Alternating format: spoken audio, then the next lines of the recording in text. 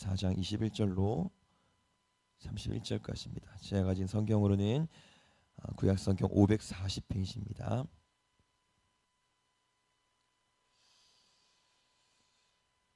우리 한 절씩 교독하시고 마지막 절 다 같이 읽도록 하겠습니다. 솔로몬의 아들 르호보암은 유다 왕이 되었으니 르호보암이 왕이 오를 때의 나이가 41세라. 여호와께서 자기 이름을 두시려고 이스라엘 모든 지파 가운데에서 택하신 성읍 예루살렘에서 17년 동안 다스리니라. 그의 어머니의 이름은 나아마요 암몬 사람이더라.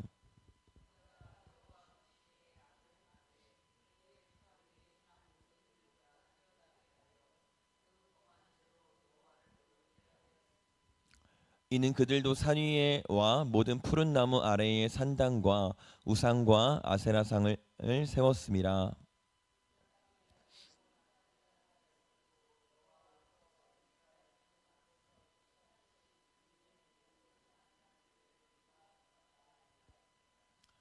르호보암 제5년에 애굽의 왕 시삭이 올라와서 예루살렘을 치고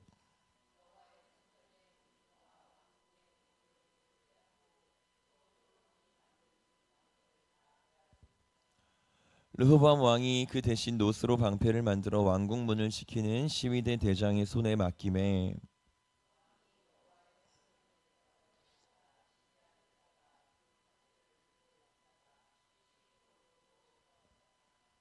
르호보암의 남은 사적과 그가 행한 모든 일은 유다 왕 역대 지략에 기록되지 아니하였느냐.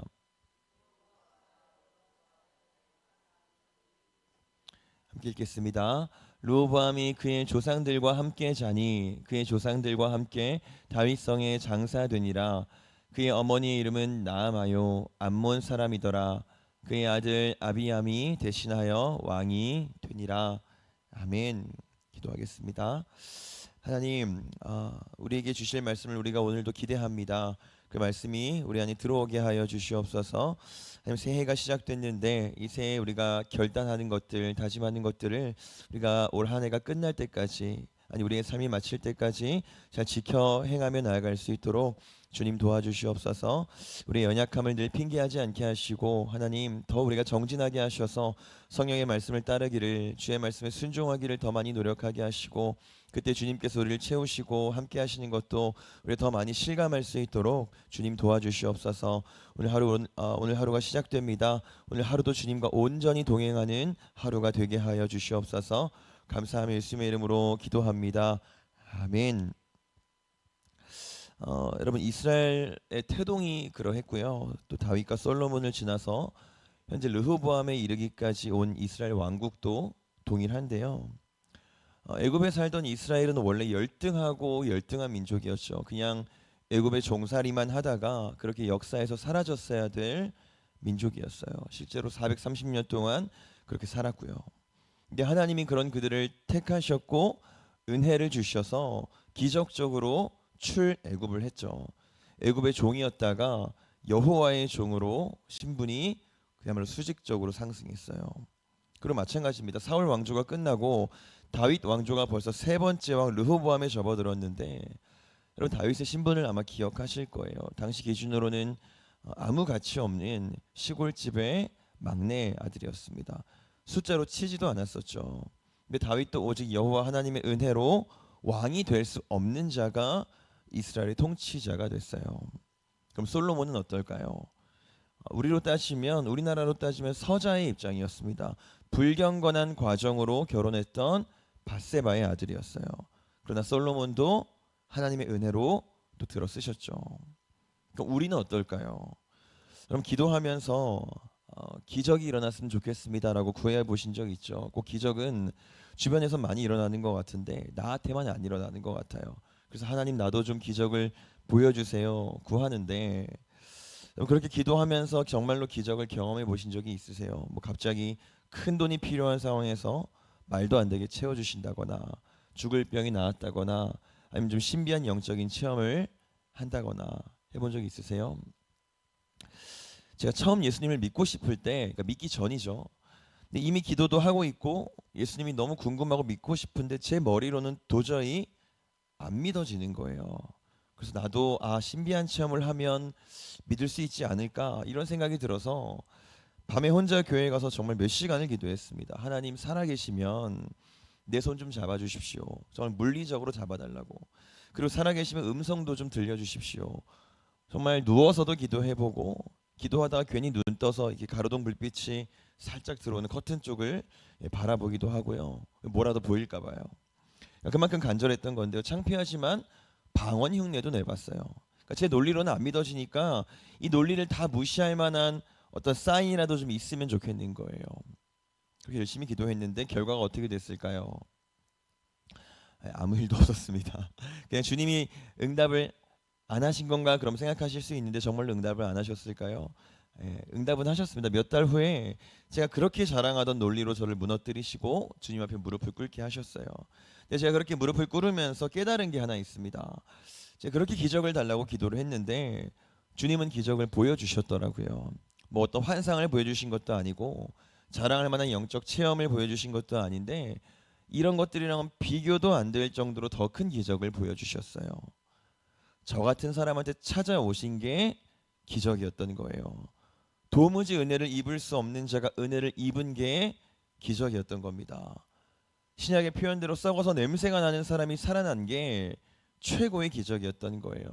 그래서 우리 주님도 바리새인들이 계속 기적을 구하니까 얘들아 내가 보여줄 것은 요나의 기적밖에 없다 하셨었죠. 요나가 물고기 뱃속에서 며칠 있었죠? 3일 있었죠. 3일 만에 다시 땅으로 나왔어요. 즉 3일 만에 부활했습니다. 우리 주님도 마찬가지죠. 3일 만에 부활하셨어요. 죽었다가 살아나셨어요. 그러니까 죽었다가 살아나는 기적이 그 메시지가 가장 확실한 기적이라는 거예요. 근데 이거 정확하게 우리 얘기잖아요. 저와 여러분은 완전히 죽었었는데 그래서 결코 은혜를 입을 만한 사람들이 아닌데 은혜를 입어서 살아났습니다. 저와 여러분은 이 기적을 다 경험한 거예요. 그러니까 우린 더 이상 더 큰 기적을 구할 필요가 없다라는 겁니다. 여러분 보세요. 이스라엘도 그렇고 다윗도 솔로몬도 그리고 우리도 받을 수 없는 은혜를 받은 사람들이에요. 세상 그 어떤 기적보다 더 말도 안 되는 기적의 선물을 받았다라는 겁니다. 그리고 오늘 본문이 이렇게 시작을 하는데요. 21절 같이 보겠습니다. 시작. 솔로몬의 아들 르호보암은 유다 왕이 되었으니 르호보암이 왕위에 오를 때에 나이가 41세라 여호와께서 자기 이름을 두시려고 그다음 이스라엘 모든 지파 가운데서 택하신 성읍 예루살렘에서 17년 동안 다스리니라. 그의 어머니의 이름은 나아마요 암몬 사람이더라. 아멘. 솔로몬의 아들 르호보암이 왕이 되었고요. 그가 예루살렘에서 17년을 다스렸는데 이 부분에서 아주 어색하게 예루살렘을 수식하는 말이 하나 있습니다. 굉장히 길게 수식하고 있는데 여호와께서 자기 이름을 두시려고 이스라엘 모든 지파 가운데서 택하신 성읍 예루살렘 이렇게 수식하고 있어요. 그냥 르호보암이 예루살렘에서 17년 동안 통치했다가 아니고요. 여호와께서 자기 이름을 두시려고 택하신 성읍 예루살렘에서 통치했다. 이렇게 길게 수식하고 있어요. 여러분 이건요. 성경의 의도가 분명하게 보이는 서술 방식이죠. 그 다음 구절이 이런 식이에요. 유다가 여호와 보시기에 악을 행했다. 그러니까 하나님은 자기 이름을 두시려고 특별히 택하셨는데 자기 이름을 두시려고 특별히 은혜를 베푸셨는데 지금 여호와의 이름은 온데간데 없이 사라지고 악만 남았다라는 거예요. 르호보암 하면 가장 먼저 떠오르는 단어가 혹시 있으실까요? 혹시 전갈책직이라고 들어보셨나요? 르호보암이 이스라엘을 통치할 때 우리 아버지 솔로몬이 책직으로 너희를 괴롭게 했다면 나는 그보다 한술 더 떠서 전갈책직으로 너희를 다스리겠다라고 했던 말을 아마 아실 거예요. 근데 이런 이야기들 때문에 르호보암이 무능한 왕이었을 거다라고 생각하실 수도 있는데요. 사실 정반대였습니다. 굉장히 유능한 왕이었어요. 일단 성읍을 많이 건축했고 곡식도 넉넉하게 잘 저장을 했고요. 왕자들을 이렇게 함께 살지 않고 흩어져 살게 해서 재산도 많이 나눠줘서 권력 분쟁도 생기지 않게끔 잘 다스렸던 사람이에요. 왕조가 튼튼하게 설 수 있도록 했던 사람이 르호보암입니다. 그래서 성경은 심지어 르호보암을 말할 때 지혜로운 왕이었다라고까지도 평가를 해요. 근데 그럼 뭐가 문제였을까요? 한 가지가 문제였어요. 여호와의 이름을 둬야 될 곳에 여호와의 이름을 두지 않았다라는 겁니다. 여러분 아시겠지만 가나안에는 우상이 굉장히 많이 있었죠. 늘 이스라엘 백성들은요, 그 우상 숭배의 문제와 싸워야 하는 입장에 있었어요. 온통 우상투성이었고 하나님이 싫어하시는 것들만 가득한 곳에서 순수하게 여호와 신앙을 유지해야 되는 입장이었습니다. 우리랑 비슷하죠. 그 비슷하기 때문에 우린 이 일이 얼마나 어려운지도 잘 알아요. 근데 이 어렵다는 말로 우리가 핑계할 수 없는 게요, 우상을 섬기는 것도 결코 쉽지 않기 때문에 그렇습니다. 우리 23절 같이 보겠습니다. 시작. 이는 그들도 산 위에와 모든 푸른 나무 아래에 산당과 우상과 아세라상을 세웠음이라. 아멘.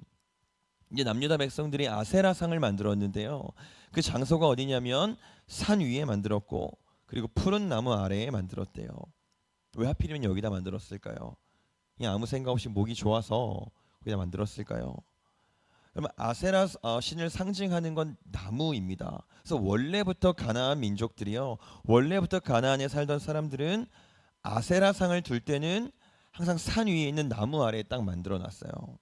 지금 그걸 똑같이 유대인들이 베껴서 배워서 본받아서 교과서대로 지금 아세라상을 딱 만들어 놓은 거예요. 그러니까 그냥 저냥 대충 한 게 아니고요, 최선을 다해서 아세라상을 만들었고 최선을 다해서 가나안의 문화를 본받고 따랐던 겁니다. 한번 생각해 보세요. 그럼 뭐가 더 어려울까요? 순수하게 여호와의 신앙을 유지하는 것도 물론 어렵지만 가나안 문화를 따라가는 것도 공부 많이 해야 됩니다. 근데 가나안 문화는 잘 따라갔는데, 충실하게 따라갔는데 여호와의 이름을 두는 일에는 소홀히 했던 거예요. 우리가 핑계할 수 있어요. 하나님의 말씀만 따르는 건 어렵잖아요. 하나님, 내가 마음은 원이로되 몸이 따르지 않네요. 핑계할 수 있는데요, 절대 핑계할 수 없습니다. 가나안 문화를 배우는 건 최선을 다했잖아요. 내 앞집, 옆집, 뒷집 사람들이 하는 거, 내 주변 사람들이 하는 거, 누가 좋다고 하는 건 우리가 토시 하나라도 틀릴까 봐 최선을 다하잖아요.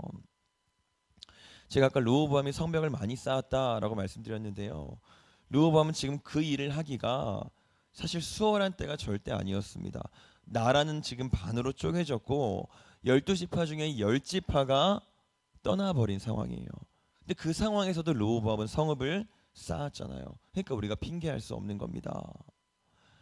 그럼 가나안을 본받으면, 여호와 이름을 두는 일에 소홀히 하고 내가 다른 일에 몰두하면 그 일이 어떤 효과를 줄까요?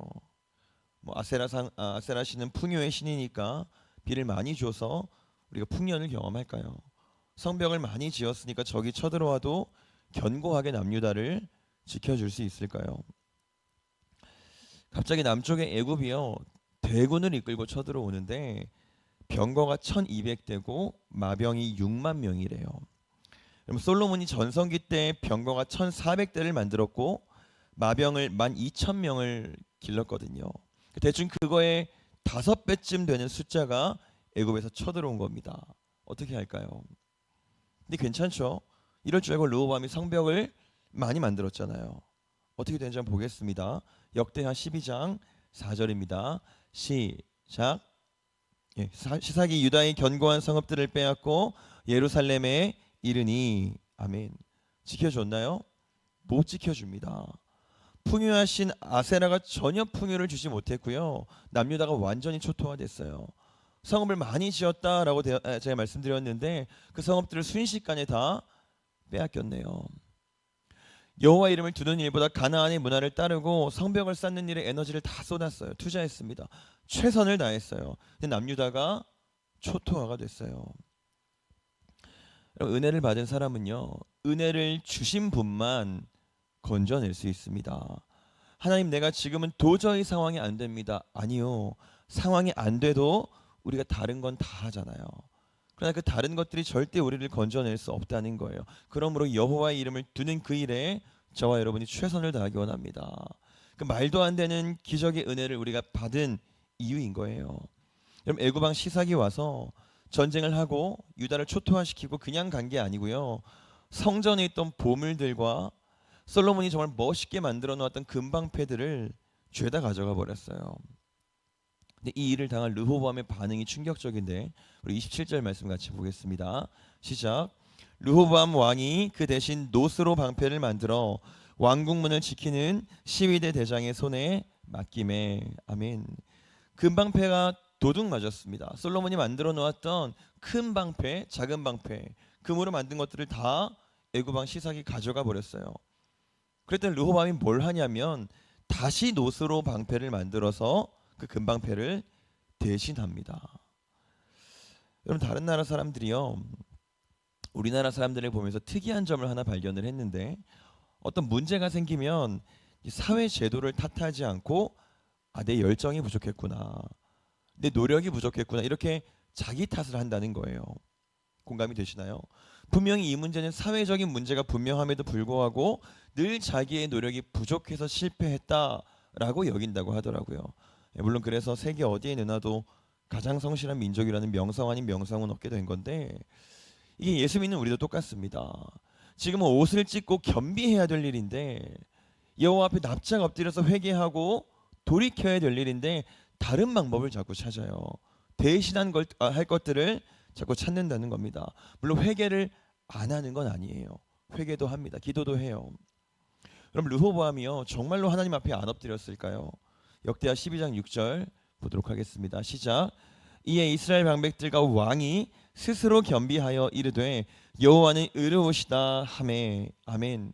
왕이 스스로 겸비했다고 하잖아요. 르호보암도 하나님 앞에 엎드렸습니다. 근데 엎드리긴 엎드렸는데 엎드리고 나서 뭘 했냐면 놋방패를 또 만들었어요. 그러니까 우리랑 똑같죠. 하나님 앞에 엎드리긴 엎드리는데 정작 우리가 가장 많이 투자하는 것, 가장 많이 에너지를 쏟고 있는 건 여전히 방패 만드는 일이에요. 성읍을 쌓고 세상 문화를 정성스럽게 본받는 일입니다. 우리가 그 일에 가장 많은 신경을 쓰고 있다는 거예요. 그러나 우리가 집중해야 될 일은 그 일이 아니라는 거죠. 여호와의 이름을 내 안에, 내 삶에 두는 그 일에 우린 집중해야 될 거예요. 여러분 기억하시기 바랍니다. 우리는요, 받을 수 없는 중에 받은 사람들입니다. 제가 중고등부 아이들한테 비유로 말한 내용인데요, 길거리에서 날개 두 짝만 남은 비둘기를 제가 봤어요. 몸통은 까마귀가 물어갔는지 없더라고요. 그럼 제가 그 날개를 보고 그게 비둘기인 줄 알았을까요? 몰랐을까요? 알았겠죠. 정확하게 비둘기 날개니까 알았습니다. 마찬가지인 거예요. 우리도 하나님의 형상으로 만들어졌고 여전히 그 형상이 분명하게 남아 있어요. 그러나 그 비둘기처럼 완전히 죽었습니다. 제가 그 비둘기 날개에 대고 비둘기야, 네가 날개를 1cm만 움직이면 내가 생명을 줄게. 가능할까요? 네가 구구 소리를 딱 1초만 내면 내가 살려줄게. 가능한 얘기인가요? 죽었기 때문에 아무것도 할 수가 없죠. 조건을 달 수가 없어요. 그러니까 여러분, 죽은 자가 살고자 해서, 죽은 자가 노력해서 사는 게 아니고요, 창조주가 살리고자 하면 사는 거라는 겁니다. 우린 그 은혜를 받은 사람들이에요. 우린 그렇게 건져냄을 받았습니다. 그러니까 우리가 살 수 있는 길도 이제 한 길이에요. 여호와의 이름을 우리 안에 두는 것. 우리가 그 일에만 우리 모든 걸 걸기 원합니다. 성벽을 쌓지 않아도, 방패를 만들지 않아도, 가나안의 문화를 최선을 다해서 배우고 본받지 않아도 여호와의 이름을 두는 것만으로 우리가 훨훨 날아갈 수 있을 줄 믿습니다. 기도하겠습니다. 하나님,